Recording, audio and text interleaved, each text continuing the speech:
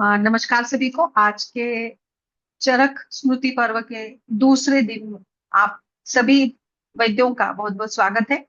आज हमारे साथ है भारत के सुप्रसिद्ध वैद्य तपन कुमार सर जी। तो हमारे लिए बहुत आज का दिन महत्वपूर्ण है। जैसे इस प्लेटफॉर्म पर IIAS and Ayurveda welfare foundation के द्वारा आयोजित इस चरक स्मृति पर्व पर वैद्य तपन कुमार जी यहाँ हमारे साथ आज जुड़ गए हैं। सो एक शॉर्ट में मैं परिचय देती हूँ। सर काफी सीनियर है और हम सभी के लिए बहुत ही आदरणीय है। तो सर का परिचय देते हुए मुझे बहुत खुशी हो रही है। Vaidya Tapan Kumar sir is the humble devotee at the feet of his beloved Sadguru Ma Ananta Nanda since 1991 till date. He is trying to uplift his spirit by the media of Sadguru Seva. He, after completing his professional postgraduate in Ayurveda, have started the training of Ayurveda at the feet of Sadguru. And so during this 25 plus year, he have learned a lot, resolved the ego a lot, and enjoyed the bliss of assisting the Sadguru. Sir ने 40,000 से भी ज्यादा cancer के patients को treat किया है। Cancer के treatment के ऊपर सर की मास्टरी है। पंचकर्मा प्रोटोकॉल्स और स्पेशली कैंसर पेशेंट्स के लिए उन्होंने उसको डिजाइन किया है और सर ने काफी पॉपुलैरिटी गेन की है in the field of Ayurveda. During the recent decades he with his wonderful team of eminent vaidyas has created SGVP Swami Narayan Gurukul Vishwavidya Pratishthanam. और ये प्रतिष्ठान गुरुकुल सेवाएं दे रहा है अलग अलग प्रकार से। तो आज हमारे लिए काफी अच्छा समय है सर से कनेक्ट होने का। तो मैं सर से रिक्वेस्ट करती हूँ कि वो अपना स्टार्ट करे वक्तव्य।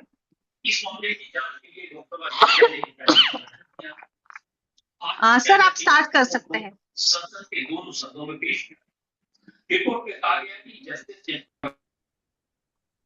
Hello, everybody. This is Vaidya Tapan Kumar from Ahmedabad, Gujarat, India. Greeting to everybody. How are you? Fine? Let us pray, Charaka, for the beginning. शुरुआत करते हैं चरक की एक प्रार्थना से। आप सब लोग जिसके पास चरक संहिता हो वो मेरी तरह इस तरह हग के मोड में आ जाइए संहिता के साथ।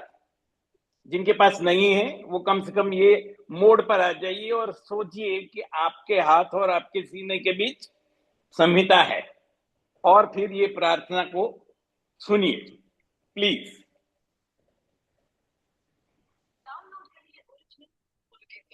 soundnovel.com से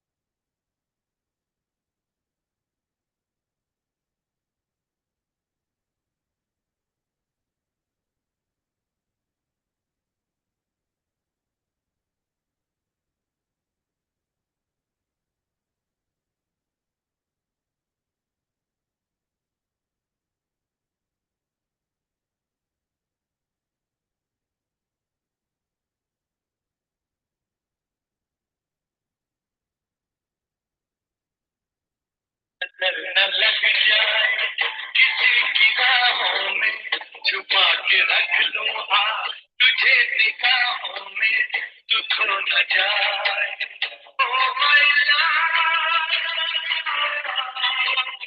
नजर न लग जाए किसी की राहों में छुपा के रख लूं तुझे निगाहों में तू खो न जाए।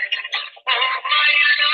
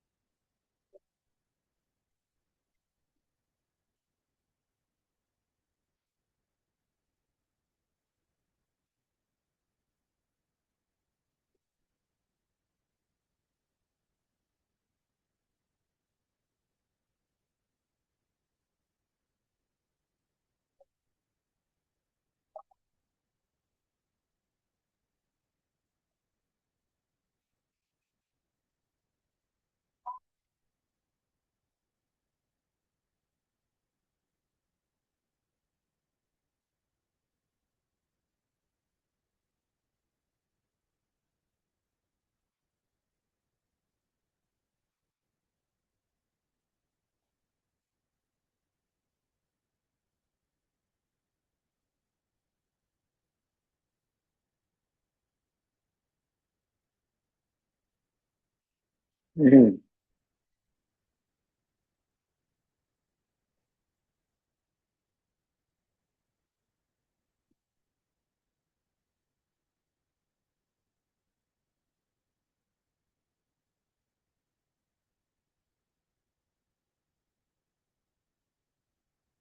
Hello, hello everybody. Hello sir. हाँ, अब मैं बोलूं? हेलो। यस सर, नमस्ते सर। यस सर, नमस्ते नमस्ते। नमस्ते। Sir. Yes sir, let us Yes, sir. Start. नमस्ते सर।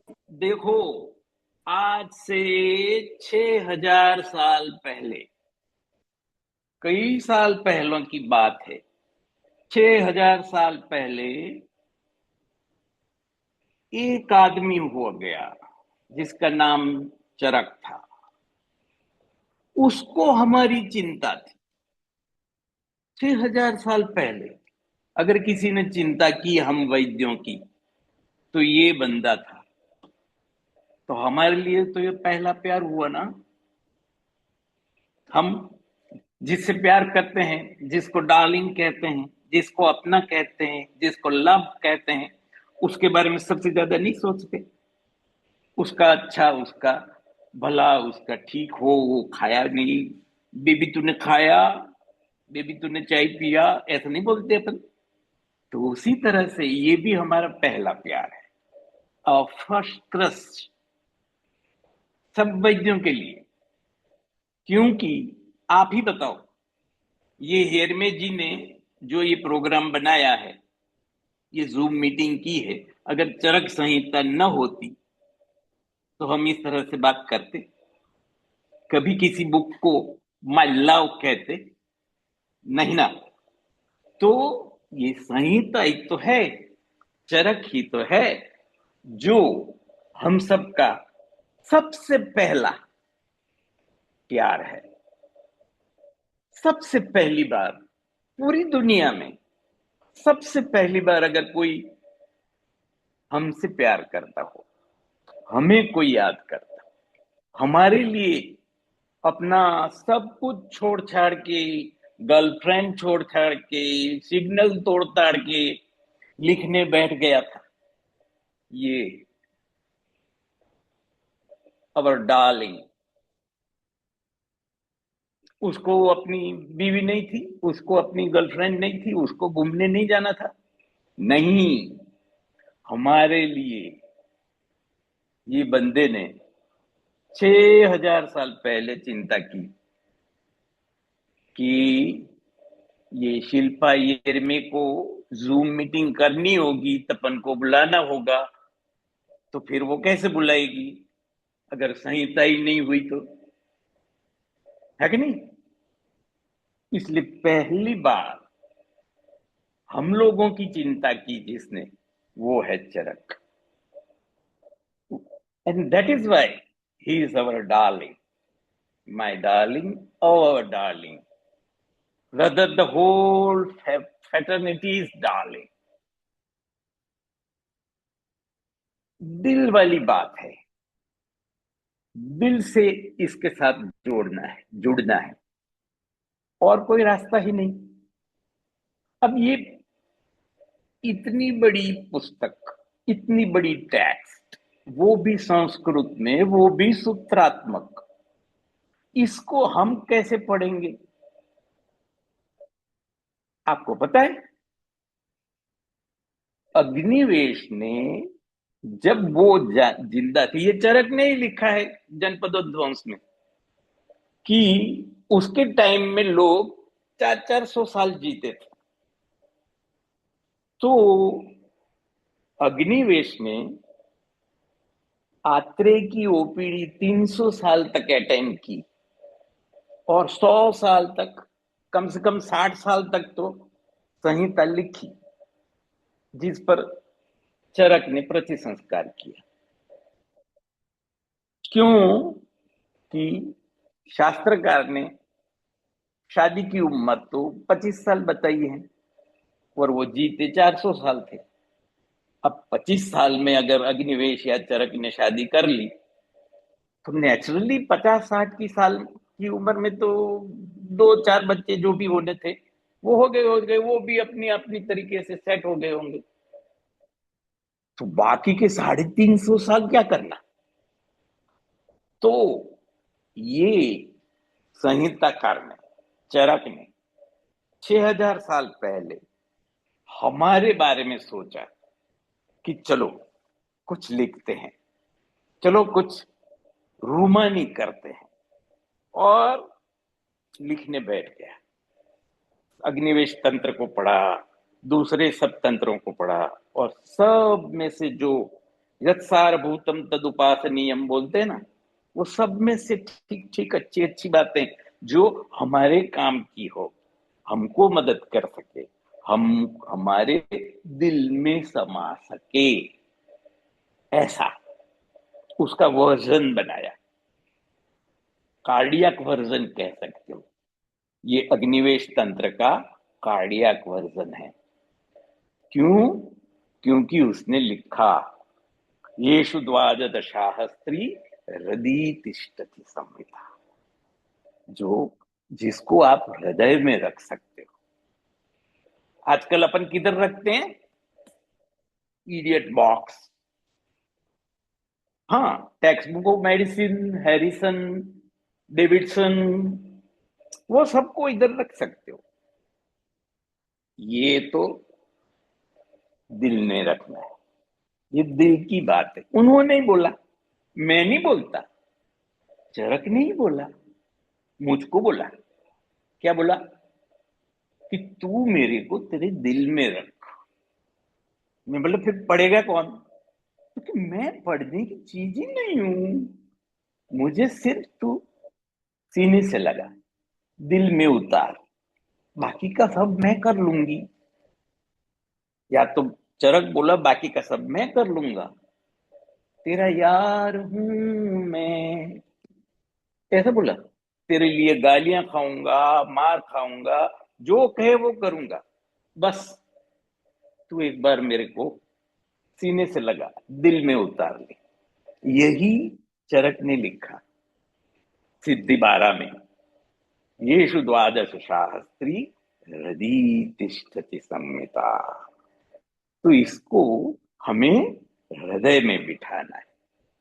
आप कहेंगे ये तो फिल्मी बातें हैं, इससे क्या होता है, बकवास है, ऐसा क्या बोलते हैं, दीवानापन, ब्ला ब्ला ब्ला, जो भी कहना हो कह सकते हो। लेकिन आपको संहिता ने जो मुझे समझाया है वो आपको बताता हूं। चरक बोला, तुमको पता है कफ नाम का दोष है? मैं बोला हाँ बिल्कुल। तो बोले कि उसकी व्याख्या क्या है? मैं बोला श्लीष आलिंगने श्लेष्मा। तो चरक बोला वही तो मैं कहता हूं कि आलिंगन करो। मैं बोला अरे बाप रे, ये तो एकदम पक्का रेफरेंस, शास्त्राधार हो गया, अब तो मना भी नहीं कर सकते। फिर मैंने तो सच बताऊं, किसी को बोलना मत, गले लगा लिया, और जो सुकून प्राप्त किया वो हाय हाय हाय हाय क्या बताऊं। आप सब भी अगर आपके पास चक्रपाणी हो तो इसी तरह जैसे अभी मैंने किया है, इसी तरह दिन में 3 बार कस के पैशनेटली हक करो। फिर आपको पढ़ना हो तो पढ़ो, एमडी कर रहे हो, परीक्षा पास करनी है तो अलग बात है, लेकिन एक संहिता ऐसी रखो कि जिसको नहीं पढ़ना है, जिसको सिर्फ सीने से लगाना है, सिर्फ हग करना है। और ये श्लिष आलिंगने श्लेष्मा और प्राकृतस्तु बलम श्लेष्मा। तो फिर आलिंगन करोगे तो बल बढ़ेगा, और बल क्या होता है? संहिता कहती बलम ही अलम निग्रहाय दोषाणाम बलकृत्य तत्। बल से ही दोष निग्रह, दोषों का शमन या दोषों का विरोध होता है। इसलिए हग करना, आलिंगन करना वो बलप्रद है, बलदायी है। और बल दोष का निग्रह, दोषों के सामने लड़ता है। दोषों के सामने, रोगों के सामने कौन लड़ता है? बल। बल को आप लोग क्या बोलते हो? इम्यूनिटी। तो संहिता को सीने से लगाना वो इम्यूनोपग है। स्नेहोपग, विरेचनोपग होता है ना, ऐसा इम्यूनोपग, वो बल बढ़ाता है। और उसमें लगता क्या है? एक संहिता तो है और उसी को ही तो हक करना है, बस इतना ही करना है।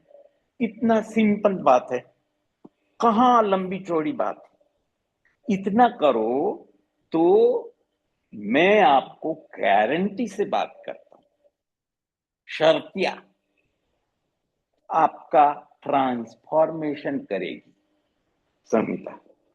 This is most important thing, and that is why I call it my darling. It transforms me from a simple Vaidya to a special lover of Samhita. And जिसको भी मैंने बोला और जिन्होंने मुझे समझा, सोचा और सही लगा और उन्होंने भी ये किया, तो वो सब लोग बड़े फायदे में रहे। उनको भी कभी साथ में बैठ के बताऊंगा, उनसे भी बात करेंगे और वो बोलेंगे कि हाँ बिल्कुल सही बोला। तो ये संहिता को प्रेम करना है। और ये सच में एक व्यक्ति है, मैं तो यूं समझता हूँ उससे साथ डायलॉग करना है, चरक के साथ बातें करनी। कैसे कर सकते हैं हम? इसके जरिए, ये चरक का मोबाइल है। हमारे पास नंबर नहीं है, इसलिए इधर सिम कार्ड को चिपकाते हैं तो तुरंत कॉल लग जाती है और फिर उससे बात होती है। इतना सिंपल है। अगर आप समझना चाहते हो तो एक डॉक्यूमेंट्री फिल्म आपको बताता हूँ, इरफान खान की, द लास्ट टेनेंट। ये अपन लेक्चर खत्म करें ना, उसके बाद में यूट्यूब पर देख लेना, तो आपको पता चलेगा कि हम चरक के साथ कैसे बात कर सकते हैं। वो, और अगर चरक के साथ बात करना आ जाए तो फिर मेरे जैसे या शिल्पा मैडम जैसे आदमी की क्या जरूरत है? सीधे ही बात करो, डायरेक्ट डायल करो और संहिता के साथ बात कर लो, चरक के साथ बात कर लो। संहिता तो जरिया है, टेलीफोन है, वो तो इंस्ट्रूमेंट है। जिस इंस्ट्रूमेंट से मैं आपसे बात कर रहा हूं ना, उसी तरह। तो संहिता का, और ये एक नहीं, सुश्रुत संहिता भी है, वाग्भट संहिता भी है, शारंगधर संहिता, चार चार तो संहिताएं हैं हमारे पास। इतना तो मोबाइल भी हमें अफोर्ड नहीं कर सकते, इतनी संहिताएं हमारे पास है। किसी को भी फोन लगाओ, ये अभी जो कर रहा हूं मैं, फोन कर रहा हूं, उससे साथ ऑनलाइन चालू हूं, तो वो जो बताता है वो आप सब लोगों के सामने पेश कर रहा हूं। सिंपल। वो आप फिल्म जरूर देख लीजिएगा, इरफान खान की है, बहुत मजेदार फिल्म। उससे आपको पक्का लग जाएगा कि हाँ, संहिता क्या है और उसके साथ कनेक्शन कैसे करते हैं। ये तो हो गया कैसे संहिता को हमें आजकल पेश आना चाहिए। अब जिसको लिखने में 400-400 साल लगे हो, उसको हम अपने 5 साल के 2 साल पूर्वार्ध उत्तरार्ध वो भी थोड़ा थोड़ा पढ़ के हम समझे कि हाँ, हमने संहिता को जाना, हमने संहिता को पढ़ा। उसका क्या मतलब है? हम कभी संहिता नहीं पढ़ते। हम खोलते हैं तो ज्वर पढ़ते हैं, खोलते हैं तो प्रमेय पढ़ते हैं, खोलते हैं तो सिद्धि पढ़ते हैं, खोलते हैं तो विमान पढ़ते हैं, खोलते हैं तो उत्तर तंत्र पढ़ते हैं, सुश्रुत के। कभी हम संहिता नहीं पढ़ते। चरक को कभी हमने पढ़ा ही नहीं, और पढ़ा जा भी नहीं सकता। लो, आपने चरक यूं खोला तो आधा चरक तो पीछे रह गया, बाकी का चरक इधर रह गया। बीच में जो एक पन्ना था, 315 और 316 नंबर के 2 पन्ने, वो पढ़े, और आप कहते हैं मैं संहिता पढ़ा। ऐसे कैसे पढ़ सकते? पूरी संहिता को पढ़ना पॉसिबल ही नहीं है। पूरी संहिता को सिर्फ हक कर सकते हैं, उसके बारे में वाव फील कर सकते हैं। और संहिता के बारे में वाव फील करना, ये बड़े फायदे का सौदा है मेरे यारों, बड़े फायदों का सौदा है। अपनी गर्लफ्रेंड या बॉयफ्रेंड हो, उसको थोड़ा भी सोचो, उसको गले लगाओ, तो जो फीलिंग आती है, वही पैशन और वही फीलिंग से संहिता को गले लगाओ। अगर वो लड़का या लड़की या गर्लफ्रेंड या बॉयफ्रेंड हमको जन्नत दिखा सकता है, तो ये तो जन्नत पैदा करता है यहीं पर, राइट नाउ, अधुनैव सुखी शांतो बंध मुक्तो भविष्य से। ये वाली बात है, और ये मैं आप सब लोगों की बात आज पर्सनली शेयर करना मांगता हूँ। ये ऑफ कोर्स ऑनलाइन प्लेटफॉर्म है, लेकिन ये पर्सनल बात है, एकदम पर्सनल बात है। क्लासरूम में नहीं बोले जा सकता ऐसा। ये तो 1 to 1, ये क्या बोलते हैं, घर के लोग बैठे हैं ऐसे, उन सभी से बात करना है। और आप सब लोगों से मुखातिब होते होते मैं ये भी कहना चाहता कि ये संहिता जिसने 6,000 साल पहले, अब इसको प्यार करना जरूरी क्यों है वो मैं बताता हूँ। वाई टू लव संहिता, Why to say darling to Sanhita? Because we need to create a new Sanhita. How? कैसे? हम कौन होते हैं संहिता पैदा करने वाले, नई संहिता बनाने वाले? मैं आपको स्टैटिस्टिकली समझाता हूं। चरक संहिता जो भी मेरे सीने से है वो 6000 साल पहले लिखी गई। सुश्रुत संहिता 2000 साल पहले लिखी गई। वाग्भट, नहीं सॉरी, चरक 6000, वाग्भट सुश्रुत 4000 और वाग्भट 2000 साल पहले लिखा गया। और 2000 साल पहले ही जीसस क्राइस्ट हुए। जीसस क्राइस्ट के बारे में तिबेटन मेडिसिन में लिखा है कि जीसस को जब क्रूसिफाई कर दिया गया था तो सब उसको वो क्रॉस पे लटका के चले गए गांव वाले, लेकिन उनके 3 शिष्य वहां रह गए। शाम को देखा तो वो बिल्कुल मृत नहीं थे, थोड़ा थोड़ा जान थी उनमें। तो उन्होंने धीरे से उनको उतारा और तुरंत वहां से भाग के इंडिया आ गए, भारत आ गए। आर्यावर्त नाम होगा पता नहीं। और कश्मीर में पहुंचे। वहां का बहुत बड़ा प्रैक्टिशनर था जिसका नाम वाग्भट था। वो सिंध के ही रहने वाले थे, कश्मीर शिफ्ट हो गए होंगे। तो कश्मीर में फिर वाग्भट ने जीसस की ट्रीटमेंट करके उनको ठीक कर दिया। जिसको लोगों ने क्रूसिफाई कर दिया था उसको फिर वापस ठीक किया। 14 साल तक जिंदा रहे। उसके बाद में उनकी नेचुरल डेथ हुई। उनकी कब्र या तो टॉम्ब आज भी कश्मीर में है। और जीसस की एक गर्लफ्रेंड मैग्दलीना थी, उसके वंशज है वो, आज भी उसकी केयर ले रहे।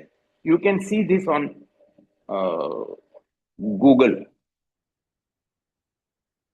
तो सुश्रुत, वाग्भट और जीसस वो समकालीन हुए।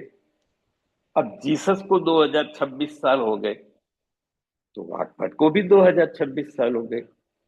तो अब एक नई संहिता के जन्म का टाइम आ गया है। 6000, 4000, 2000 और अब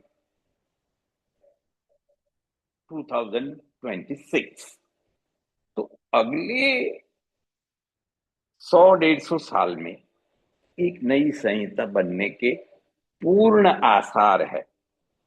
और हमको या तो मुझे चरक जो कह रहा है ऐसे प्रेम करने का, मुझे डार्लिंग बनाओ ऐसा कहता है, तो मुझे लगता है कि कोई नई संहिता का गर्भाधान होना है। और जैसे वाग्भट और आगे के संहिताओं के साथ ऐसा ही हुआ होगा और वाग्भट ने एक नई संहिता लिखी होगी। सुश्रुत भी चरक को गले लगा के या अपने गुरु के साथ रह के कोई एक प्रेरणा ली होगी और वो एक सुश्रुत संहिता बनाई होगी। वाग्भट ने भी ये किया होगा। आज हम सब की ये फर्ज है, हम सब लोग का ये मॉरल ड्यूटी बनता है कि हम भी एक नई संहिता जन्म ले, क्रिएट हो, उसके लिए ये सब तैयारी करें। ये बहुत सूक्ष्म बात है, लेकिन प्यार इसी तरह से होता है। और किया नहीं जाता, हो जाता है। अगर हो जाए तो बहुत बड़ी बात है, नहीं होता है तो हम जैसे पागल सिर फिरे लोगों के साथ में रहो, उनको सुनो और वो कहे वो करो, आप भी पगला जाओगे। बिना पागल हुए तो प्रेम, प्यार, लव कुछ नहीं होता भाई। प्यार करना बहुत जरूरी है। मोहब्बत की ही तो जिंदगी है। आप सब लोगों के लिए मैं ये कहना चाहता हूं कि आप सब लोग संहिता से इश्क फरमाइए। आप सब लोग इश्क जादे हो जाइए। आइए हम सब लोग इश्क जादे हो जाते हैं, चरक को डार्लिंग बनाते हैं, उससे प्रेम करते हैं, और उसी के कारण आप सब लोग, हम सब लोग एक नई संहिता के जन्म का एक बड़ा जरिया या कारण बन सकते हैं। समझे कि नहीं? आप समझे कि नहीं? मैं ये कहना चाहता हूं, आप कभी ईमू करके एक छोटे ऊंट जैसा प्राणी है, उसका रिप्रोडक्शन देखना। एक शी ईमू और ईमू ऐसा ही नाम है, तो वो जब मेटिंग कर रहे हो तो दूसरे सब ईमू उसके आसपास खड़े रहते हैं। तो इस तरह से हम सब लोगों को अगर एक नई संहिता को जन्म देना हो तो संहिता को गले लगा के एक साथ खड़े रहना पड़ेगा।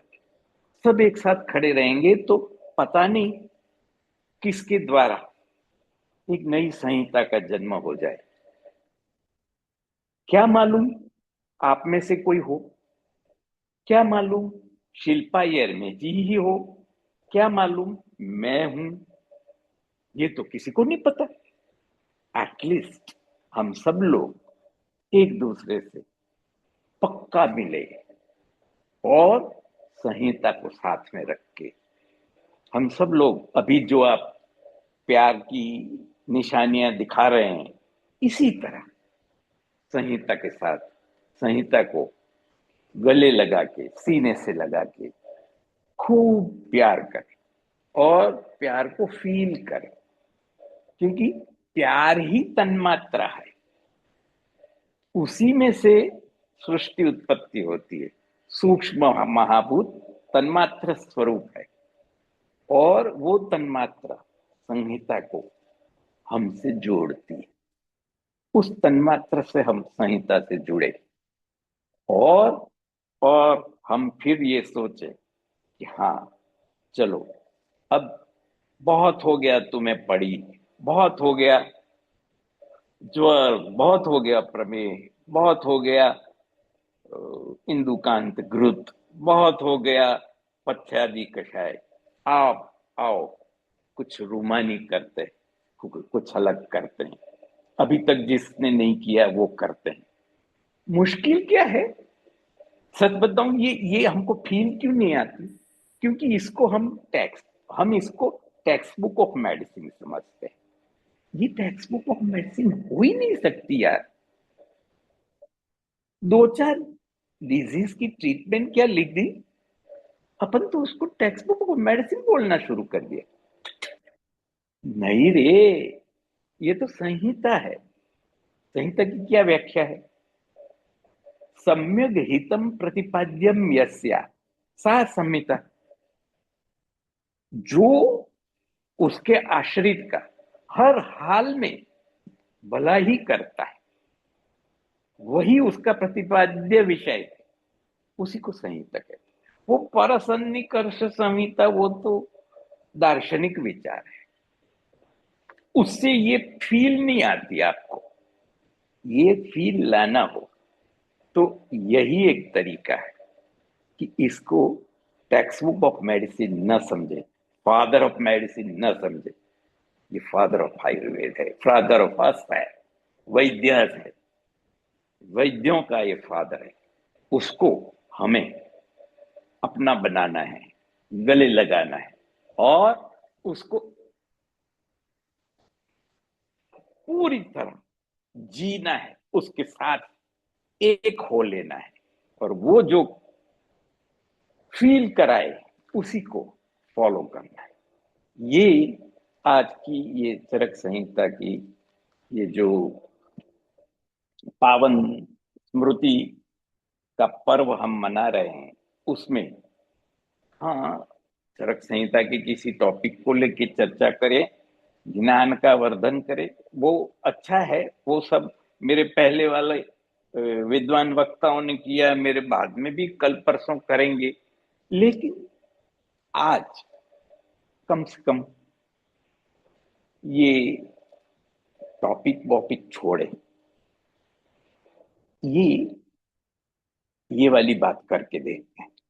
संहिता को अपना बनाते हैं या उसके हम हो जाते हैं, या तो उसको अपना बनाए या उसके हो जाए।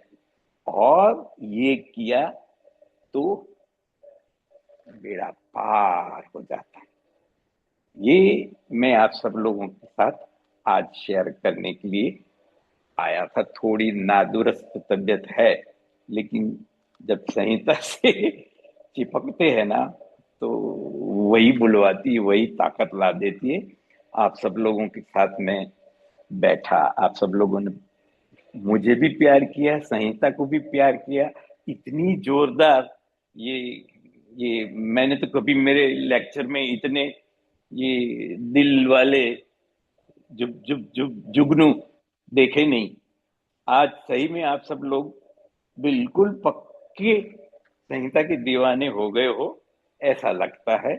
और आप सब लोगों को संहिता की ओर से बहुत बहुत प्यार, बहुत मीठी, पक्की, पैशनेट हग। आप सब लोग खूब खुश रहे, खूब मोहब्बत करे, संहिता से प्यार करे। एटलीस्ट जितना पढ़ना हो उतना पढ़ लीजिए, लेकिन एक संहिता खरीद के अलग रखिए जिसको सिर्फ प्यार करना है। आओ, मैं संहिता के बारे में और क्या सोचता हूँ वो आपको बताता हूँ। आप सब लोग को विनंती है कि आप सब लोग संहिता को हग मोड में आके ये मेरी संहिता के बारे में क्या सोच है वो सुनिए, और फिर हम विदा लेंगे। ठीक है? तो आप सब लोगों को बहुत सारा प्यार। ये मेरी संहिता की ओर एक छोटी सी शब्दांजलि है। आप सुनिए और एंजॉय करिए।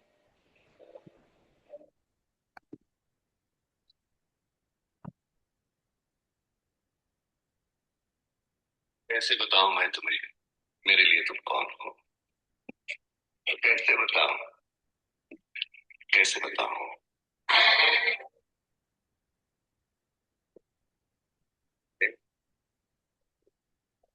कैसे बताऊं मैं तुम्हें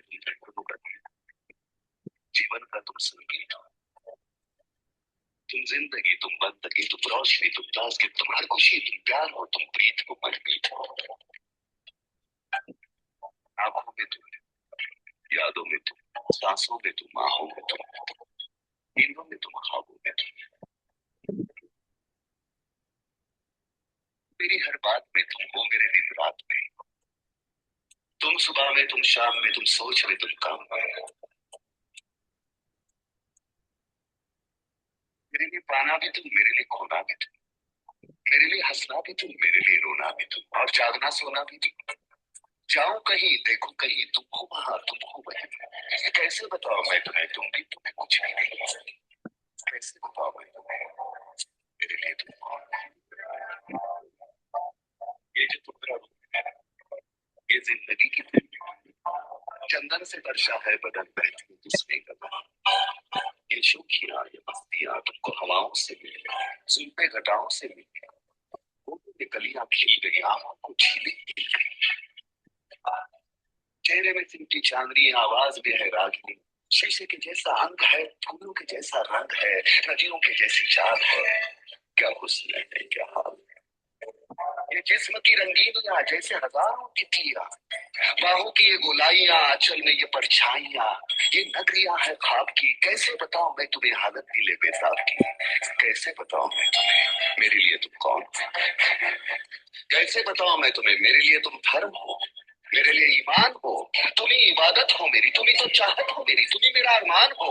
तकता हूँ मैं हर पल जिसे, तुम ही तो वो तस्वीर हो, तुम ही मेरी तकदीर हो, तुम ही सितारा हो मेरा, तुम ही नजारा हो मेरा। क्यों ध्यान में मेरे हो तुम, जैसे मुझे घेरे हो तुम, पूरब में तुम, पश्चिम में तुम, उत्तर में तुम, दक्षिण में तुम, सारे मेरे जीवन में तुम, हर पल में तुम, हर चिन्ह में तुम। मेरे लिए रास्ता भी तुम, मेरे लिए मंजिल भी तुम, मेरे लिए सागर में तुम, मेरे लिए साहिल में तुम। मैं देखता बस तुमको हूँ, मैं सोचता बस तुमको हूँ, मैं जानता बस तुमको हूँ, मैं मांगता बस तुमको हूँ, मेरी पहचान हो, कैसे बताओ मैं तुम्हें, देवी हो तुम मेरे लिए भगवान हो। उससे बताओ।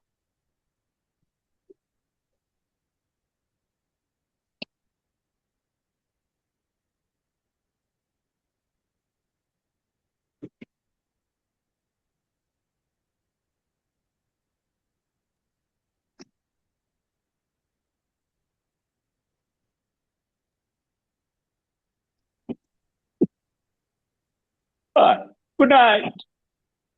Thank you sir, thank you very much. अपने अलग अंदाज में आपने जो आज हमारे लिए काफी कुछ मौलिक आ, संदेश दिया है, काफी अलग संदेश दिया है। और मैंने भी शायद पहली बार ही देखा है कि आज आपको इतने सारे हार्ट्स, दिल लोग भेज रहे हैं। पता नहीं, आई डोंट अंडरस्टैंड ये कैसे हो रहा है, बट सच में बहुत अच्छा लगा आपके साथ जुड़कर। और आपने जो एक बहुत ही लाइक महत्वपूर्ण संदेश दिया कि केवल चैप्टर या कोई टॉपिक के साथ हमें नहीं जुड़ना है, हमें नहीं डिस्कस करना है। तो ये एक काफी अलग संदेश आपने दिया है। So thank you very much sir for your kind words. और एक अलग अंदाज चरक संहिता के प्रति आपने यहाँ पर पेश किया है। आज हमारे इस चरक स्मृति पर्व का दूसरा दिन था। कल भी हमने डॉक्टर गावंडे सर को सुना था, आज हमने एक अलग अंदाज में चरक संहिता को देखा। कल हम रात के 8:30 बजे हमारे महाराष्ट्र के सुप्रसिद्ध वैद्य सतीश भट्टर सर को सुनेंगे और उनका टॉपिक हाँ, रहेगा रक्त मोक्षण। और आज वाह। भी सर जुड़े हैं, काफी सारे वैद्य जुड़े हैं, डॉक्टर माधव दिग्गवी सर, वैद्य सतीश भट्टर सर, ये सर, हम्म, हाँ अभी अरे देखा वाह, मैंने। अरे वाह, तो सबको सलाम। काफी प्रतिष्ठित वैद्य यहाँ जुड़े हैं। अच्छा लगा बहुत सर, आपके कारण आज की शाम कुछ अलग हो गई है और चरक के प्रति हमारा भी सम्मान बढ़ा है। और हम सब मिलके ही चरक संहिता जैसे ग्रंथों को आगे बढ़ाएंगे। और बहुत बहुत आभार आपका, आईआईएस और आयुर्वेदा वेलफेयर फाउंडेशन के सभी जो भी आयोजक है, डॉक्टर मंजूषा चिट्टे, डॉक्टर ललित हेड़ा सर, सभी का भी मैं यहाँ पर बहुत बहुत आभार व्यक्त करती हूँ। और सभी वैद्यों का जिन्होंने इतना सारा आज जो हार्ट्स उन्होंने भेजे उसके लिए भी। So thank you very much all. कल फिर मिलेंगे 8:30 बजे। Thank you. जय हो, जय हो।